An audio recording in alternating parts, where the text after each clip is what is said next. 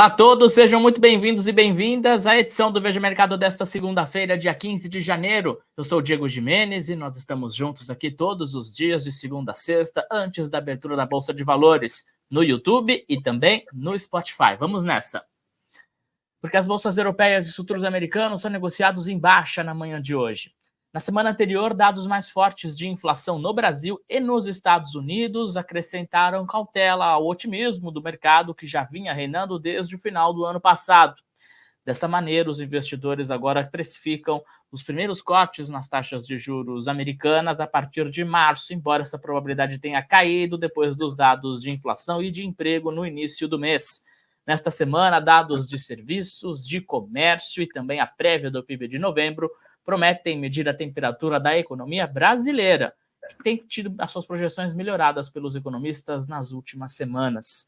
Por falar em projeções, hoje é dia de Boletim Focus, porque é segunda-feira, que reúne as principais projeções do mercado financeiro para alguns assuntos muito importantes que permeiam o noticiário econômico. Vamos às projeções, porque tem mudança na inflação deste ano. A projeção ela caiu de 3,9% na semana passada para 3,87% nesta semana. Outra mudança também no Boletim Focus, que a gente vê na tela, diz respeito ao câmbio. A projeção caiu de R$ 5,00 cravados para R$ 4,95 nesta semana. Para conversar comigo sobre esses e também sobre outros assuntos, meu convidado de hoje no Veja Mercado é o economista André Perfeito. André, bom dia, seja muito bem-vindo ao nosso programa. Olá, bom dia, Diego, bom dia a todos. Um dia com bastante novidade, eu acho, nesse relatório Focus. É isso, vamos lá, eu começo falando sobre o dólar. Tivemos uma mudança marginal aí na projeção para o final do ano, caiu de 5 para 4,95, mas sei que você tem uma projeção ainda mais otimista de 4,30. Quero que você, por favor, explique essa projeção, o que te leva a acreditar que o dólar vai cair ao longo do ano de 2024, por favor. Bem, vamos pegando pelo próprio relatório Focus, né? A gente tem, entre as variáveis principais, além dessas que você já mostrou agora, né, Diego? Você tem uma que eu acho que é muito importante, que tem a ver com a balança comercial. A projeção de balanço comercial tem melhorado. Para ter uma ideia, ela está, na semana passada, era 70,5 bilhões de dólares o estimado. Já está em 75 bi. Nessa semana, o divulgado hoje foi 75 bi. Há um mês atrás era 69 bi. Então, o que eu quero mostrar com isso é o seguinte, né? Se é verdade que vai continuar tendo um resultado externo muito bom, expresso pela balança comercial positiva, né? Somado aí a algumas outras indicações aí de melhora de percepção, vamos lembrar que o Brasil teve nota melhorada para a agência de classificação de risco, a gente tem uma situação que, a despeito do fiscal ainda trazer, obviamente, bastante preocupação, se vê um esforço aí do ministro Fernando Haddad de tentar resolver isso, né? Isso tudo em conjunto deve jogar o câmbio para baixo, especialmente a balança comercial em particular. Eu tenho insistido muito nisso com os meus clientes aqui, né? Que é apontar o resultado absolutamente expressivo que a gente está tendo na rúbrica, na balança de petróleo e derivados, né? A gente está tendo superávites relevantes. A Petrobras, finalmente, depois de 70 anos, conseguiu cumprir sua missão, por assim dizer, né? De tornar essa balança superavitária em sentido do Brasil. Então, isso daí sugere um câmbio mais baixo. Agora, por que 4,30? Né? O mercado está... Hoje ele começou a revisar, caiu de 5 para 4,95. 4,30, francamente, acho que nem é tão ousado. 4,30 é o que estava antes da pandemia. É disso que se trata, voltar ao que estava antes do início dessa crise sanitária gigantesca. Né? E mais do que isso, você mesmo colocou, Diego, e é uma coisa que talvez não vai ser desse jeito, na minha opinião, mas o que eu acho que é importante, que você tem, por exemplo, a variação, uma perspectiva de queda de juros nos Estados Unidos mais forte. Se os juros caem lá mais forte, isso pode implicar, entre outras coisas, do real se apreciar na margem também. Então, são esses os motivos que governam aí a percepção de um câmbio mais baixo, lembrando que 4,30, a despeito de ser algo que hoje parece muito fora do lugar, né? A gente era o que estava sendo observado antes da pandemia. Certo, você falou de balança comercial, tivemos melhora na projeção do Boletim Focus, como você bem disse. O que está no radar para o ano de 2024, André? Por que essas projeções têm melhorado? O que deve acontecer na nossa economia nesse ano que não aconteceu no ano passado? Olha, eu acho que deve continuar melhorando por vários motivos, né? Um deles é Bem, primeira coisa, uma piada meio antiga que eu fico falando sempre, mas é verdade ainda, infelizmente, né? A boa notícia é que está ruim, né? O que eu quero dizer com isso é o seguinte: a base de comparação é tão baixa, mas tão baixa, que até crescer na margem não é necessariamente assim muito difícil, né? Mas não é só isso, não, né? A gente tem visto uma melhora de indicadores importantes. Mercado de trabalho, por exemplo, a taxa de desemprego caindo, tem feito, entre outras coisas, justamente porque a inflação também está mais sob controle, né? Que a massa salarial real, que é o conjunto de rendimentos da sociedade, atingiu, né? Está no patamar recorde da série histórica. Isso quer dizer que tem mais dinheiro na mesa. Esse dinheiro na mesa ele vai ser usado basicamente para duas coisas. Para desalavancar as famílias, ou seja, famílias que estavam endividadas, até por conta da pandemia, né? Por conta dessa crise grande que a gente viveu, vão poder limpar seus orçamentos, por assim dizer, mas uma parte vai virar consumo, não tenho a menor dúvida disso. Né? A gente vai ter um aumento de consumo por isso. Mas mais do que isso, né?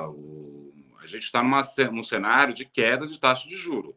Então, além disso, o total de recursos via crédito na economia devem subir também. Então, por isso, só esses dois motivos, somado a uma base de comparação ainda relativamente baixa, já conspira para uma economia brasileira indo melhor esse ano. Né? Claro, muita coisa pode acontecer, né, no meio do caminho, mas esses dois impulsos são importantes. O que a gente precisa começar a ver, e talvez a gente veja em 2024, uma melhora do investimento. O investimento ainda não veio, privado principalmente. Só que tem uma coisa que eu acho que é importante ressaltar: o seguinte: a gente estava discutindo toda essa questão, não vai ter superávit primário, vai ter déficit, porque, enfim, né, porque o governo não vai conseguir cortar mais gastos, etc. E tal. Tem que lembrar que não conseguir atingir o superávit primário de zero, que é a meta do governo, é porque o governo vai gastar mais. A gente tem a perspectiva do inicial PAC 2, né? Tem muita obra aí sendo apontada, feita, etc. e tal, né? Isso daí vai dar um impulso. E lembremos o seguinte, Diego: estamos em ano eleitoral. Só consigo imaginar a quantidade de dinheiro que os políticos pegaram, seja via fundo partidário que vão pegar, e seja via toda essa. Vou falar desse jeito, toda essa bagunça, bagunça é uma palavra meio pesada, né? Mas toda essa dinheirama que está sendo pega pelos políticos através do orçamento, isso vai ser colocado para girar em 2024 para a eleição municipal. Então, isso tudo para dizer que, olha, tem impulso do lado do governo, tem impulso do lado do consumo das famílias, e provavelmente deve melhorar o investimento, até por conta do PAC, né? Então, de novo, isso tudo conspira para um cenário mais benigno. Você falou de impulso do governo, impulso no consumo das famílias, temos aí projeções melhores de balança comercial, somadas às medidas de arrecadação aprovadas pelo Congresso no ano passado. Isso te leva a crer, André, que o buraco, o déficit desse ano tende a ser menor do que se projetava anteriormente, algo em torno de 1% do PIB. Existe a possibilidade de ficar dentro da banda estipulada pelo arcabouço fiscal, que é de 0,25 para baixo ou 0,25 para cima? Eu acho que tem uma chance, sim, Diego. Se é verdade que o Brasil, uma projeção de PIB, por exemplo, está em 2,2%, o mercado está com 1,59%, vendo aqui o Focus de hoje. Vamos supor que eu estou certo, por conta de todos esses motivos que eu falei. Maior atividade, maior arrecadação. Né? Agora, a questão da arrecadação em 2023, que foi uma surpresa. O PIB, né, crescido 3%, né, em 2023, você não teve um aumento da arrecadação porque o governo anterior ele fez uma série de desonerações que na hora que a máquina cresceu, né, o PIB cresceu, não arrecadou. Agora, para 2024, isso daí, alguma medida já está mais equacionado.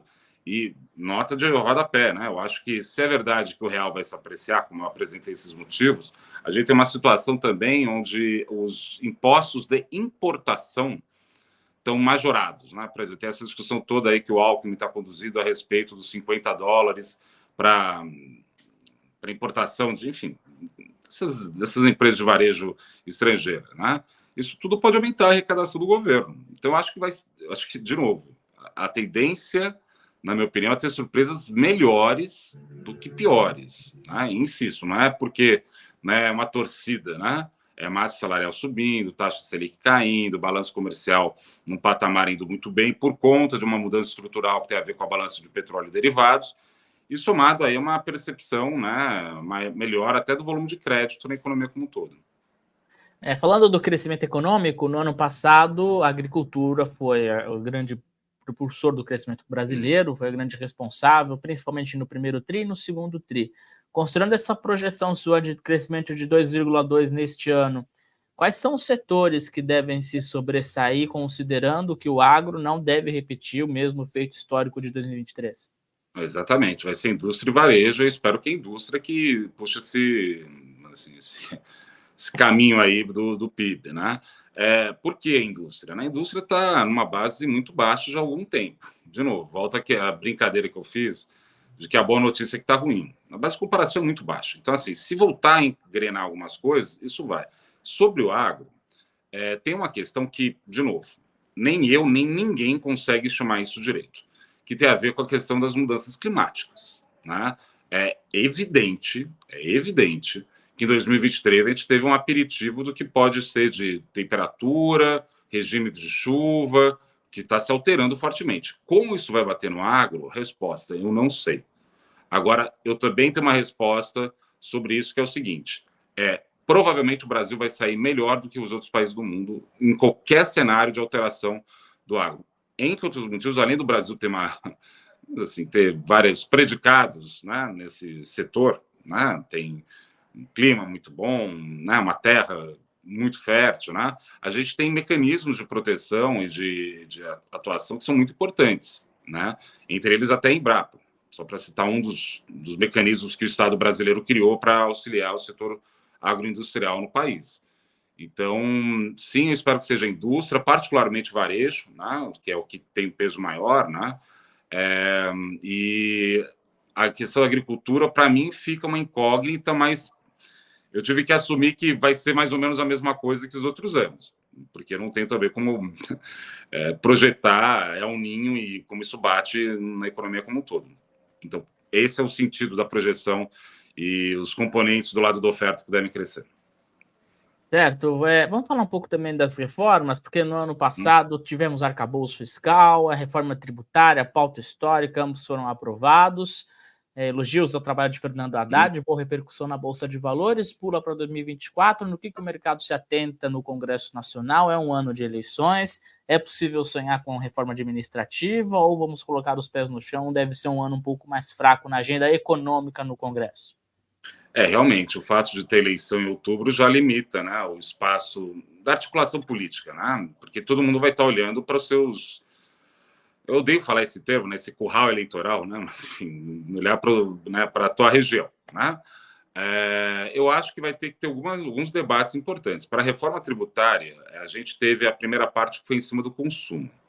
Agora vai ter toda uma discussão acima da renda. Estamos falando de corrigir finalmente essa tabela de imposto de renda e começar a fazer esse imposto ser menos regressivo no Brasil, né? Tornar uma tributação mais progressiva.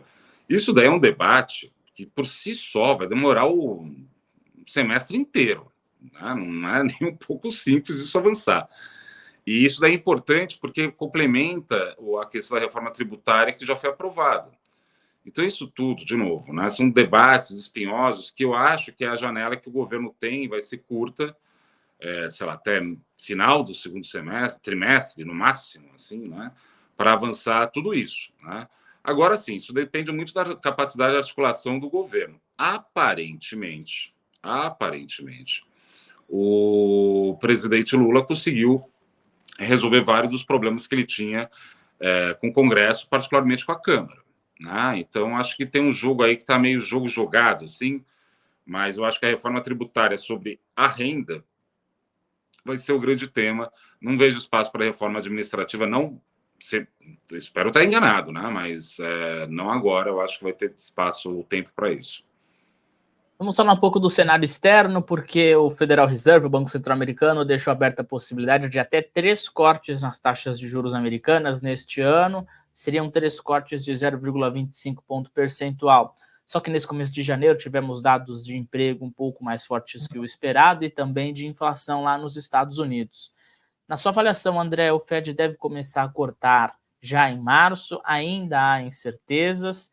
E como que essas incertezas, tanto nos Estados Unidos, mas também na China, que é esperada uma desaceleração também no crescimento, como que elas podem bater na nossa economia e também no otimismo que a gente tem observado nessas últimas semanas para inflação, para juros, enfim, como um todo?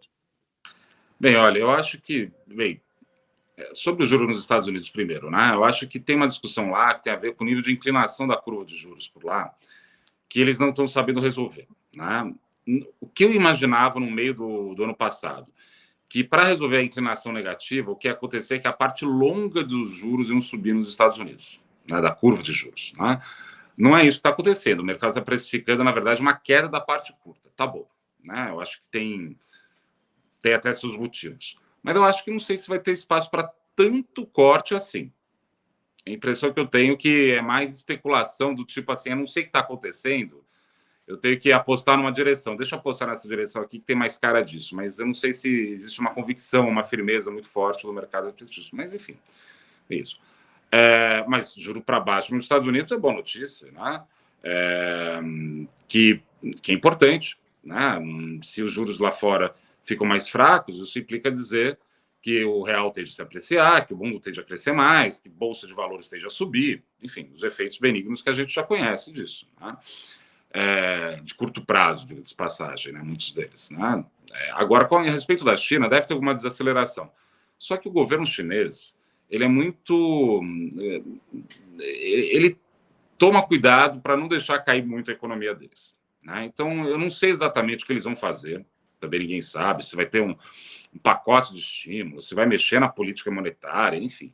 Mas eu imagino que eles vão tomar alguma atitude. É a cara de, bem, um governo centralizador, é mais do que desenvolvimentista, é comunista, né? Então, assim, é um outro nível de discussão que eles têm lá.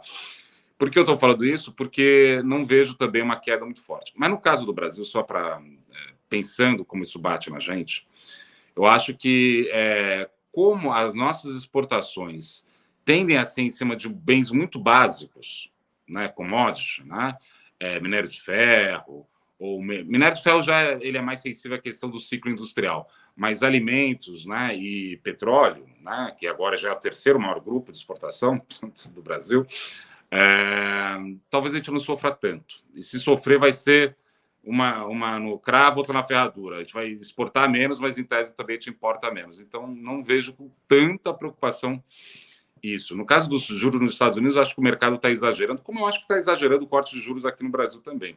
Não acho que vai para 9%, não. Acho que é um pouco mais alto. A sua projeção, inclusive, é de 9,75, se eu não me engano, né? É isso mesmo. É um pouco mais alta, mesmo com esse cenário mais positivo, até de possível, né, cumprimento da meta dentro daquela banda do arcabouço fiscal. Por que, então, nossa avaliação, essa taxa Selic vai custar mais caro a cair, André? Então, a primeira coisa é o seguinte, né? O Brasil é engraçado. A Faria Lima é engraçada, Diego. A gente que fica nesse mundo o tempo todo. O que eu quero dizer com isso é o seguinte. Até começarem a cortar a taxa de juros em agosto, o mercado, do ano passado, o mercado achava que não era nem para cortar. Começou a cortar, começou a falar, não é nem 50, agora vai ser 75. Né? Isso para dizer que existe uma tendência inescapável do mercado de exacerbar esses movimentos. Tudo bem, faz parte do jogo, não tem nada errado disso. Agora, o seguinte, é verdade que a inflação talvez seja mais baixa. Se o câmbio se apreciar que eu estou falando, ela vai ser mais baixa. Só que tem um componente que me chama muito a atenção, e não é que me chama a atenção, porque eu sei que tira o sono, tanto do Banco Central quanto da Faria Lima, que é uma medida de núcleo que chama serviços subjacentes. Serviços. Vamos olhar só serviços de forma geral. Serviços, a rigor, é muito sensível a salário. Né? Se é verdade que a taxa de desemprego vai continuar caindo e o PIB vai subir, isso implica dizer que vai acontecer o quê com o salário médio real habitual do brasileiro? Vai subir. Se sobe salário, vai subir a inflação de serviços. Talvez o índice cheio do IPCA fique sob controle. Sei lá, petróleo continua caindo, ou o real continua se apreciando. Tá bom. Mas a inflação de serviços eu sei que vai subir. E o mesmo mercado está falando que agora é 9, vai começar a falar, bem, talvez 9 seja demais. Né? Vamos imaginar que os Estados Unidos não corta tantos juros, ou a situação fica um pouco estranha. O mercado vai ter que virar a mão em algum momento. Ele está há muito tempo com essa posição otimista, entende? É uma coisa que extrapola um pouco a economia, no sentido mais tradicional da palavra, e entra um pouco mais na questão da psicologia de mercado. Ele está operando desse lado, ele vai continuar estressando esse cenário até raspar tudo que tem de dinheiro nessa posição, e uma vez equacionado isso, ele vai se perguntar para onde vai. E a minha resposta é, dado que a taxa de desemprego vai cair, quer dizer que o salário vai subir. Se o salário vai subir a inflação de serviços. Se subir a inflação de serviços, já estou vendo todos os comentários dos economistas e do próprio Banco Central a respeito da cautela necessária. E outra coisa, vamos ser francos, taxa de... Vamos supor que eu estou certo, 9,75. Tá bom, não é 9, mas pelo amor de Deus, já está abaixo de 10. Sabe, eu acho que para o Brasil... a gente não dá para imaginar que joga o juro lá para baixo que funciona. Sabe por quê? Porque a função de investimento ela é função da taxa de juro e da expectativa de crescimento. E a expectativa de crescimento a curto prazo tem a ver com a demanda. A gente não está falando que a massa salarial está elevada e que o governo vai gastar no PAC, vai gastar em eleição. Não precisa cortar para voltar o investimento nesse sentido. Esse que é o meu ponto. Tá certo, André. Muito obrigado pela sua participação aqui no Veja Mercado. Bom dia, boa semana, bom ano para você. Até uma próxima. As portas aqui estão sempre abertas. Eu que agradeço, Diego. Sempre um prazer falar aqui na Veja. E é isso. Esse ano eu estou com um cenário um pouco mais otimista, mas os motivos são bastante concretos. Claro que se qualquer um desses alterar, eu vou ter que rever o cenário, mas me parece que está indo tudo num bom caminho. É isso. Vamos nessa. Até mais. Tchau, tchau. E ponto final nesta edição do Veja Mercado. Mas antes, vamos às últimas atualizações, é o que será assunto ao longo do dia nos mercados, porque a semana será recheada de publicação de indicadores muito importantes para a economia brasileira, como números mensais de serviços, de comércio e também a prévia do PIB e IBCBR, que é publicado pelo Banco Central. Essa prévia do PIB sai na quinta-feira, será publicada pelo Banco Central. É esperado uma desaceleração no ritmo de crescimento da economia brasileira. Passando pelos indicadores, o dólar abriu o dia em alta de 0,5%, cotado a R$ 4,86, enquanto os futuros do Ibovespa são negociados em queda de 0,5% nesta manhã. E também nesta segunda-feira tem início o Fórum Econômico Mundial em Davos, na Suíça, assunto que pode esquentar o mercado financeiro. Todas essas discussões que nós trazemos aqui todos os dias serão debatidas pelas lideranças das grandes economias. E na sexta-feira tem o Brasil Economic Forum em Zurique, na Suíça, um evento organizado pela editora Abril, por meio da revista Veja, com o LID, o grupo de líderes empresariais. Esse evento acontece na sexta-feira, em Zurique, na Suíça, e vai receber as grandes lideranças, investidores do Brasil e da Suíça também. Ponto final na edição do Veja Mercado de hoje. Obrigado pela sua companhia, pela sua audiência. O nosso programa, te lembro mais uma vez, é transmitido de segunda a sexta nas redes sociais, e você também pode nos ouvir pelo Spotify quando e onde você quiser. O Veja Mercado é oferecido pela JHSF. Amanhã eu estou de volta. A gente se encontra aqui. Até lá!